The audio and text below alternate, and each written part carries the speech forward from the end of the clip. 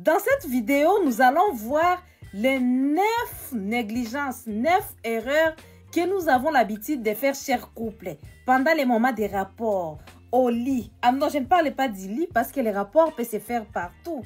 Ça peut se faire dans la voiture, au salon, en tout cas, partout. Raison pour laquelle j'ai dit les erreurs qu'on fait pendant les moments des rapports, pendant les moments où nous sommes en train de descendre aux Pays-Bas. Toi-même, il faut voir. Peut-être que tu les fais sans les savoir, ou tu les fais parce que tu as pris ton couple comme acquis, en fait. Et à la fin de cette vidéo, tu dois arrêter ce genre d'erreurs. Je suis Joyce, votre sexothérapeute préférée. Regarde cette vidéo jusqu'à la fin, partage-la autour de toi. Parce qu'ici, on partage, on n'est pas égoïste. Abonne-toi à YouTube, Facebook, TikTok, Instagram. Parce que nous avons beaucoup de vidéos de qualité et sans tabou. N'oublie pas de mettre un j'aime. C'est pour dire à l'algorithme que vous aimez mes vidéos. Nous sommes une équipe. N'oublie pas, il y a la formation qui est en vente actuellement sur mon site. La formation est intitulée « Comment donner le maximum de plaisir à ma femme ». Achète la formation pour ton mari. Si c'est toi, le mari qui me regarde, achète la formation, c'est important pour ton couple. Quelles sont les 9 négligences, 9 erreurs que nous, les couples, avons l'habitude de faire? Négligence numéro 1, c'est simuler.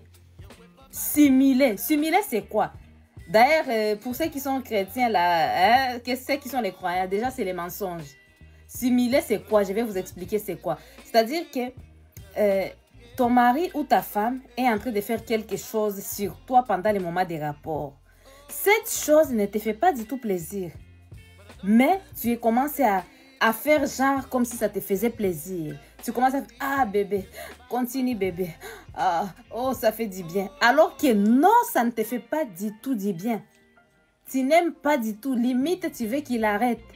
Mais tu commences à mentir. Ce genre de comportement, ce n'est pas du tout un bon comportement. Parce que ton mari va avoir, ou ta femme, va avoir une mauvaise information. Pensera que tu aimes la chose alors que tu ne l'aimes pas. Vous allez continuer dans ces mensonges et ce n'est pas du tout une bonne chose pour toi. Maintenant, quand vous allez faire 15 ans de mariage, c'est à ce moment-là que tu vas démentir, que tu lui diras que non, en fait chérie, je n'aime pas telle ou telle autre chose. C'est mieux de dire la chose. Bien sûr, il faut dire la chose sagement. Je ne te dis pas d'aller dire grossièrement. Il faut le dire sagement. Mais il faut dire, bébé, je préfère plutôt que tu fasses ça. D'ailleurs, tu peux même guider sa main. Tu lui dis, tu peux toucher ici. Chérie, j'aime ceci. Au lieu de mentir, de commencer à dire, ah, oh, c'est doux, alors que non, alors qu'il n'y a rien. Vous voyez les choses de ce genre de comportement-là. C'est quel genre de comportement-là que tu fais à l'autre? D'ailleurs, tu le fais à toi-même parce que tu vas même manquer ton plaisir ou ton orgasme. Parce que ton mari ou ta femme va se concentrer sur la partie qui ne te fait pas du tout plaisir et c'est toi qui perds ton plaisir. Tu vois? Tu rates tout là-bas. Tout ça, c'est à cause de toi, à cause de les mensonges là. Deuxième négligence, c'est ne pas montrer tes émotions. Quand tu es pendant les moments des rapports, tu ne montres aucune émotion. C'est-à-dire que ton mari ou ta femme est en train de te toucher ou de faire des choses, tu vois, caresser, voilà, tout ce qu'il est en train de faire. Toi, tu es comme une statue en fait. Tu es là. Tu ne dis pas. Tu ne dis rien. Tu ne montres aucune émotion. Vous savez que quand vous faites ce genre d'écrit, ça fait vraiment plaisir. Même les hommes. Les hommes, vous pensez que ça ne fait rien, mais ça fait vraiment plaisir. Quand ta femme est en train de faire des choses et que toi, tu fais... ce genre d'écrit là. Et toi, la femme, quand tu fais ce genre de choses, si ça te fait du bien, pourquoi ne pas montrer tes émotions? Pourquoi vous faites semblant? Tu es là, genre, tu es là. Donc, limite, tu es cambré, tu ne fais rien. Pourquoi ce genre de choses? Si tu ne fais rien, comment ton mari ou ta femme va deviner que ce qu'elle est en train de faire te fait plaisir? Il ne peut pas deviner, elle ne peut pas deviner. C'est vrai que vous êtes une seule chair, mais tu as ton propre corps, il a son propre corps. C'est à toi de montrer les émotions. Si quelque chose te convient, il faut réagir, il faut faire des petits cris d'amour, il faut gémir, les genres de gémissements là. Oh, ça fait plaisir. Toi-même, il faut voir. Déjà, je suis en train de te regarder. Est-ce que tu as mis un j'aime? Mais j'aime et ça me fera plaisir. T'as oublié, nous sommes une équipe. Hein? Nous sommes une équipe. Troisième négligence, troisième erreur. Erreur, ne pas penser à l'hygiène. Tu ne penses pas à l'hygiène. Tu sais que vous allez avoir un rapport qui est satisfaisant. Et quand on fait les rapports ne se limitent pas à l'accès à la pénétra. Ça ne se limite pas du tout à la pénétra. Quand on fait les rapports, on peut aller toucher les yeux, on peut aller mettre la langue dans l'oreille, on peut mettre la langue partout. Voilà, ça peut être sur tous les corps. On peut mettre la langue sur l'outil, sur la fleur et tout. Mais toi, tu ne penses pas à l'hygiène. On peut mettre la langue même sur les orteils. Tu es tout le temps sale, tu n'es pas propre. Hein? Donc, limite, ton mari veut entrer dans l'oreille. Ça ne va pas. Ta femme veut aller vers tes pieds, là, te faire un bisou. Ça sent tellement mauvais. Hein? Elle veut te faire la PIP. Vous avez compris, le micro, elle veut chanter au micro, mais ça sent tellement mauvais. Elle s'arrête. Ça décourage, là. Hein? Tu vois ce que tu rates? Vous êtes en train de vous décourager comme ça. Pour quelque chose, l'eau, vous pouvez seulement utiliser l'eau.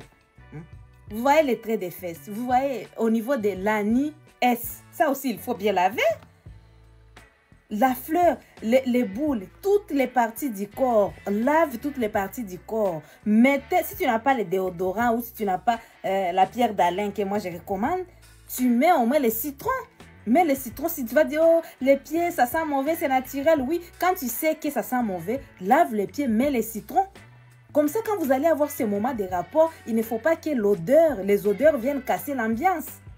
Même les odeurs au niveau de la bouche, dents aussi, toutes ces choses-là, ça ne doit pas casser l'ambiance. Donc, il ne faut pas négliger l'hygiène. L'hygiène est primordiale. Même si vous avez 20 ans de mariage, rien n'est acquis. Moi, je dis toujours que quand les couples, vous êtes toujours des bébés. Raison pour laquelle, même si vous avez 30 ans de mariage, 50 ans de mariage, tu appelles ton mari bébé, tu appelles ta femme bébé. Parce que les couples ne grandissent pas. Vous êtes ensemble, vous vous découvrez ensemble. En tout cas, il ne faut pas négliger l'autre, il ne faut pas te négliger. Pour ne pas négliger l'autre, ne te néglige pas d'abord. Sois propre, ne pas négliger.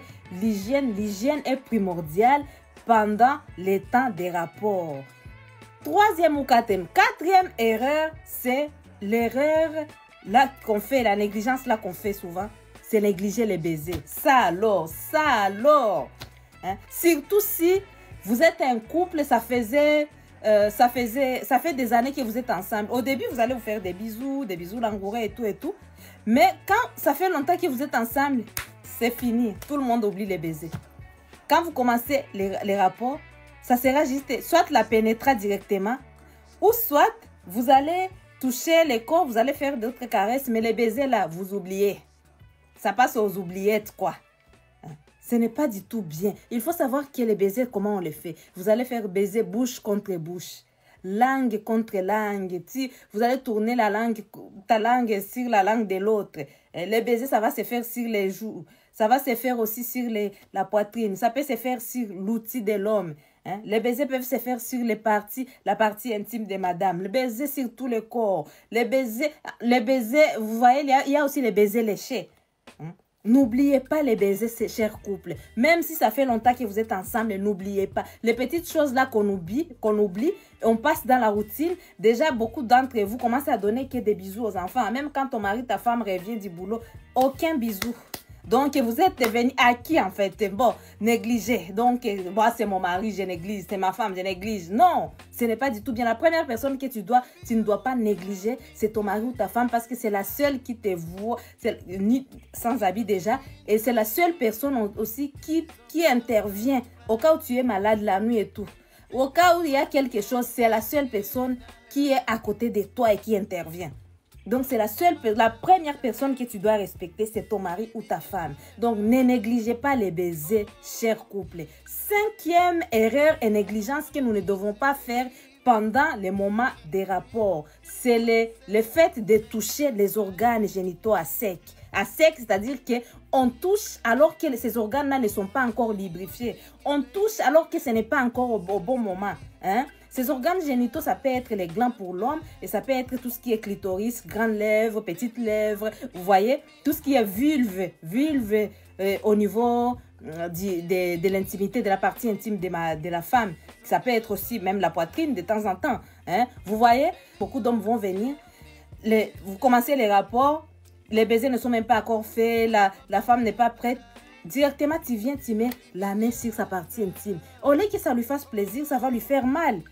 Parce que tu es venu trop tôt. Ou la femme qui vient avec ses mains, donc les mains qui sont un peu dures, et toucher directement sur les glands du monsieur. Hein? Ça peut aussi lui faire mal. Hein? Ça, c'est l'erreur qu'on ne doit pas faire. Soit, ce que je te conseille de faire, cher couple, c'est d'attendre les bons moments. Commencer à toucher d'autres parties, faire des bisous langourés, faire ce genre de choses. Voilà, une fois que vous avez préparé le corps, préparé ces parties-là, pour que ces parties-là, ça puisse lubrifier. Normalement, la femme va lubrifier. Et il faut aller tester un peu avec tes doigts pour voir si elle a lubrifié. Si elle a lubrifié, c'est bon. C'est OK. Tu peux toucher sans problème. Hein? Si elle n'a pas lubrifié ou s'il n'y a pas assez de lubrification, tu sais que tu as la possibilité de mettre les lubrifiants. Tu peux mettre les lubrifiants. Moi, je conseille souvent les lubrifiants à base d'eau. Quand tu mets les lubrifiants, tu touches avec les lubrifiants. Non seulement ça va te faire du bien à madame, ça va glisser, mais aussi ça ne va pas lui faire mal. Vous voyez? Et messieurs aussi, quand tu veux toucher à ton mari, toi, la femme, évite de venir avec tes mains secs comme ça rapidement. La plupart des fois, les messieurs ne va rien dire. Hein? Mais les lubrifiants, si ça n'a pas lubrifié, ou si tu as oublié les lubrifiants, ou monsieur a oublié les lubrifiants, n'oublie pas, il y a la langue aussi. Hein? Tu peux d'abord utiliser peut-être la langue, et voilà, le temps que ça puisse bien lubrifier la partie là, au lieu d'aller directement avec les mains, les mains qui sont sèches comme ça. Non, ce n'est pas du tout bien. Hein? Donc, on doit arrêter cette erreur-là de toucher les parties sensibles alors à sec. Toucher les parties sensibles à sec. On arrête ça. D'accord? Hein? C'est vraiment très, très important. Sixième erreur que nous devons laisser. Sixième négligence à laisser. C'est le fait de se dire d'avoir une méthode qui est déjà fixe dans la tête. C'est-à-dire que je suis là, je suis la femme ou le mari. J'arrive avec ma méthode, je viens. Ah, toutes les femmes aiment ça, tous les hommes aiment ça. Et puis, je viens avec cette méthode fixe-là. Je commence à l'utiliser sur ma femme ou mon mari. Et puis, à un moment donné, si mon mari n'aime pas ça, je trouve que mon mari est bizarre ou ma femme est bizarre. Alors que c'est moi qui suis venue avec une méthode qui est fixe. Il faut savoir que même si tu as eu des ex, c'est peu importe ce que tu as fait dans tes relations, et les méthodes là fonctionnaient pour ces femmes et ces hommes. Il faut savoir que ton homme est différent. Hein? Chaque personne est différente de l'autre. Donc, une méthode peut fonctionner sur la personne A et la même méthode ne va pas fonctionner sur l'autre. Je vais ajouter quelque chose que j'avais oublié. Hein? Excusez-moi. Hein? Donc, c'était juste pour vous dire que ton mari ou ta femme peut avoir aimé les rapports, la méthode que vous avez utilisée hier. Mais pour aujourd'hui, elle ne va pas du tout vouloir la même méthode, vous voyez.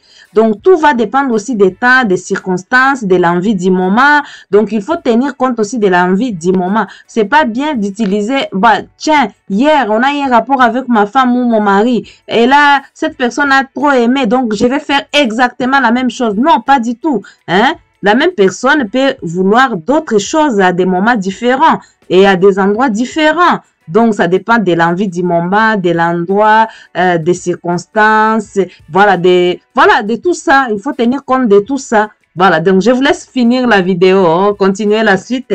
Évitez d'avoir des calculs. Hein. Fais ce qui arrive. Essaie de voir ce que l'autre peut aimer. Hein. Et évitez de venir aussi avec les méthodes. On va commencer par les baisers. Après les baisers, on va commencer à toucher. Après toucher, on va faire les kinis. Après les kinis, on va faire ça. Donc, tu viens avec tout ce qui est planifié. Non. Des fois, quand c'est planifié comme ça, c'est mou. Ce n'est pas bien. Des fois, il faut que ça soit spontané. Hein? Il ne faut pas que ça soit dans les calculs de la tête. Faites les choses qui vous viennent à l'esprit spontanément. Et là, ça fait encore plus plaisir. Hein? Quand tu viens avec les calculs dans la tête, donc tu es en train de réfléchir, alors que le cerveau, c'est le premier organe sexuel. Donc, le cerveau, tu mets ce cerveau-là à réfléchir. Au lieu d'utiliser ce cerveau-là à pouvoir vraiment faire son travail de plaisir, pendant ces moments de plaisir. Donc, évitez d'avoir des calculs évitez d'avoir des méthodes fixes. Faites les choses spontanément. Faites les choses. Soit vous pouvez commencer par baiser, vous sautez les étapes. Peu importe ce qui vient, ce qui vous vient là au moment opportun et vous faites ce qui fait plaisir à l'autre. J'insiste sur un point, j'allais oublier.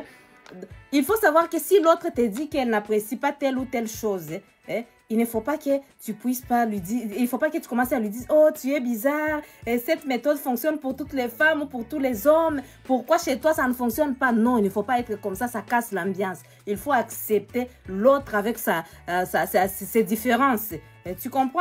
Et quand toi, tu vas dire que tu n'aimes pas telle ou telle chose, il faut le dire sagement. Il ne faut pas casser l'ambiance. Il faut dire, bébé, moi en tout cas, ce truc-là, je n'aime pas. Tu cherches le terme qui est adapté, le terme qui est idéal pendant ces moments-là de plaisir pour éviter de casser l'ambiance. Septième erreur à éviter, c'est utiliser mal son langage. Donc, utiliser mal son langage. Vous savez que pendant les moments des rapports, ce n'est pas un moment où vous allez rester sans parler. Non, non. Un moment de rapport, c'est un moment de communication. Communication avec les deux corps. Même s'il y a communication avec les deux corps, communication non verbale, mais il y a aussi la communication verbale. Maintenant, vous allez voir, beaucoup de personnes vont rester sans rien dire. Donc, elle est là, elle ne dit rien. Ça aussi, vraiment, il n'y a pas de gémissement, il n'y a rien, elle ne dit rien, ça ce n'est pas du tout bien. Tu es timide. Pourquoi tu es timide? Où est-ce que tu iras encore parler? C'est lui ton mari, c'est lui ta femme. C'est elle, ça, ta femme. C'est là où tu devais parler. Il faut bien parler. Exprime-toi avec la voix douce, avec la voix qui va faire encore plaisir à ton mari, avec la voix qui va encore faire plaisir à ta femme. Exprime-toi, c'est vraiment très, très important. Pourquoi vous êtes timide comme ça? Et puis après, vous allez voir les autres. Soit tu ne t'exprimes pas, soit c'est toi qui commences à parler beaucoup. Tu commences à parler beaucoup et à dire n'importe quoi. Soit tu commences à dire, oh, non, tu vois, toi tu es comme un cochon. Tu es belle comme un cochon. Alors que ta femme n'aime pas les cochons. Il faut déjà apprendre à connaître ta femme, apprendre à connaître ton mari pour savoir ce que cette personne aime. Pour éviter de lui dire les choses qu'elle n'aime pas pendant ces moments-là en pensant que tu lui fais plaisir alors que non. Alors que non, il faut qu'on évite ça. Évitons de dire beaucoup, de parler beaucoup, dire n'importe quoi. Quand tu parles beaucoup, tu commences à dire n'importe quoi, ça casse l'ambiance. Il faut connaître l'autre et il faut parler un minimum. Et le minimum que tu vas dire, il faut te rassurer que l'autre, ça lui fait aussi plaisir. Vous voyez? Tu peux faire des petits cris et tout. Voilà, donc il faut savoir utiliser vraiment ton langage. C'est vraiment important. Huitième erreur ou huitième négligence à ne pas faire pendant les moments des rapports, c'est de négliger les jeux qu'on appelle jeux érotiques, jeux sexuels. Vous savez, les rapports, ce n'est pas seulement la pénétra. Non. Les rapports, ce n'est pas seulement la pénétra. D'ailleurs, vous allez voir, 75% des rapports qui sont satisfaisants vont avoir des choses qui n'ont rien à voir avec la pénétra. Rien à voir. Donc, pendant les rapports, vous allez vous toucher, vous caresser, toucher partout, que ce soit avec la bouche, avec la langue, avec les doigts, avec les doigtages. Allez regarder les vidéos sur YouTube. Là, j'explique tout ce que vous devez faire, chers messieurs et chères madames. Tout ce que vous devez faire là. Des fois, vous allez voir, même 75% des femmes, 90% d'ailleurs des femmes sont satisfaites, ont leur orgasme sans la pénétra. Sans votre outil, sans la pénétra, vous voyez. Maintenant, le problème est que beaucoup de couples vont commencer à avoir des rapports en négligeant ces jeux, en négligeant ces histoires-là, ces jeux érotiques, les jeux les faits de se parler, de faire des bisous langourés, de faire toutes ces choses-là. Beaucoup de couples vont laisser ça. Et la majorité des couples, vous allez voir, pas la majorité, beaucoup de couples vont commencer directement. Dès qu'ils vont commencer les rapports, ça sera, la pénétra. Direct la pénétra. Dès qu'ils attendent les rapports, la pénétra. D'ailleurs, limite, ils vont éteindre les ampoules. Toujours la pénétra, toujours la pénétra. Et tout ce qui est jeu érotique, jeu sexuel, les couples oublient ça. Alors que la satisfaction vient de là. Même pour les hommes. Vous allez voir dans un rapport où il y a eu beaucoup de jeux érotiques, il y aura plus de satisfaction. Donc, on n'est pas là justement pour voir simplement les jacquis. Non, on veut avoir les jacquis plus les plaisirs. On veut avoir un homme qui a éjaculé et qui a eu aussi l'orgasme. Et des femmes aussi qui ont eu des orgasmes intenses. Donc, ne négligez pas les jeux érotiques. Ne négligeons pas les jeux sexuels. C'est vraiment très important. Est-ce que tu as mis un like? Mets un like et ça me fera vraiment plaisir. Neuvième négligence, neuvième erreur, c'est le dernier point. Neuvième erreur à ne pas faire pendant les moments des rapports, c'est négliger la fin des rapports. C'est-à-dire quoi? Vous allez voir peut-être que pendant les moments des rapports, tout s'est bien passé, du début jusqu'à la fin. Voilà, tout était intense, la femme a aimé, le mari a aimé, tout était vraiment génial. Mais dès que tout est fini, plus rien. Voilà, tu t'élèves, vous allez voir la femme, elle s'élève, peut-être elle part directement à la cuisine, et le mari touche son téléphone, voilà. Donc, c'est comme si tu n'existais plus, c'est comme si la personne disait, bon débarras, j'avais envie, là j'ai assoupi mon envie, bon débarras, c'est fini. Ce n'est pas du tout bien. Pour clôturer, il faut bien clôturer. Ça s'appelle le closing. Le closing, c'est au moment de la vente. C'est-à-dire que quand tu as bien vendu et tu ne sais pas faire le closing, tant pis pour toi. Le closing, c'est un moment très important quand on est en train de vendre. Donc là aussi, c'est le closing. C'est-à-dire que vous voulez clore, vous voulez finir, mettre fin, finaliser bien votre moment de rapport. À ce moment-là, évite de partir directement, évite de faire comme si c'était un bon débarras. Il faut dire merci à ton chéri, merci à ta chérie. Tu vas lui faire encore d'autres câlins, d'autres bisous. Peut-être pourquoi ne pas manger même votre fruit préféré? Pourquoi ne pas papoter un peu avec, vous serez en train de dialoguer avec une petite collation que vous avez autour de vous. Et puis vous allez encore vous ambiancer encore avec d'autres... Ça fait plaisir, ça fait plaisir, ça montrera tout simplement que tu dis à l'autre que je tiens en toi. Ce n'est pas parce que j'avais envie d'avoir un rapport que j'étais bien avec toi, non. J'étais bien avec toi parce que je t'aime, parce que je compte beaucoup sur toi. Je compte beaucoup sur toi, pardon. Je tiens à toi, je t'apprécie avec tout ce que tu es.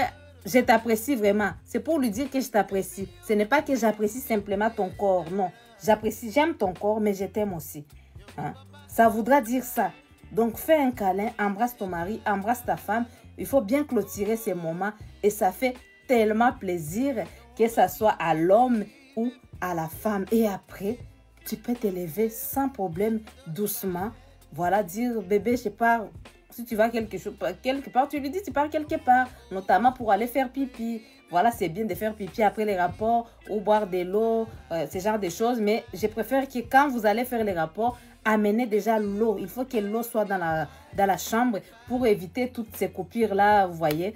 Donc, comme ça, même à la fin des rapports, tu peux boire de l'eau et continuer à papoter, à parler, à discuter avec ton mari, avec ta femme. Et ça fait du bien au couple. On veut avoir des couples soudés, on veut avoir des couples épanouis sur tous les plans. Et ça commence par la fondation, les familles épanouies. Et cet épanouissement, ça commence par la fondation. La fondation, c'est les couples. Les couples, vous vous aimez, vous vous êtes mariés et vous avez 60%, minimum 60% de vos rapports qui sont satisfaisants. Les autres, si c'est des couples sains, bon, ça peut arriver. Mais 60% des rapports qui sont satisfaisants. Maintenant, une fois que vous avez les rapports satisfaisants, vous libérez les hormones, les endorphines, la dopamine, les hormones qui vont vous éviter d'avoir le stress, de vous disputer pour rien, de commencer à vous disputer avec vos enfants parce que les choses ne se passent pas très bien au lit, commencer à vous disputer avec vos collègues de boulot parce que vous êtes frustrés, voilà, sexuellement, rien ne va. Non, on veut avoir cet épanouissement sexuel et cet épanouissement sexuel va vous permettre aussi de communiquer, d'avoir les dialogues entre vous parce que ça va vous créer l'attachement. Parce que comme vous libérez les hormones quand vous faites bien les rapports, ces hormones-là vont vous permettre de créer de l'attachement entre vous. Donc, le mari va s'attacher à sa femme, la femme va s'attacher à son mari. Vous allez discuter même par rapport au budget des familles, l'éducation des enfants, les sorties, etc. N'oubliez pas aussi de faire des petites sorties, resto, cinéma, voilà, vacances et tout ça. Voilà, amener de temps en temps les enfants en colonie de vacances, passer des moments ensemble. C'est tout ça qui va permettre à votre couple d'être épanoui. Et en ayant cet épanouissement, quand vous irez au boulot, vous aurez la joie. Parce que les hormones anti-stress seront libérées. Vous aurez la joie dans la maison et vous aurez la joie au boulot. Vous allez éviter d'amener le stress à vos collègues de travail. Même à l'église, s'il y a ceux qui vont à l'église, ceux qui sont hommes de Dieu, femmes de Dieu, en tout cas, ceux qui servent le Seigneur, que ce soit les servantes du Seigneur aussi, vous allez bien servir le Seigneur en étant dans votre couple qui est épanoui, sexuellement épanoui, sur tous les plans épanoui, et jusqu'à ce que la mort puisse vous séparer. Dites-moi, chers couples, ce que vous en pensez en commentaire. Dites-moi, est-ce que vous avez d'autres erreurs, d'autres négligences que nous, les couples, nous devons abandonner? Ce genre de choses que nous devons abandonner. On est en 2025, là, nous devons laisser ces choses-là et vivre notre bonheur parce que c'est maintenant que nous vivons et c'est maintenant notre couple et c'est maintenant notre épanouissement. Je vous fais des gros bisous. Je vous dis à très bientôt pour une nouvelle vidéo. Abonne-toi.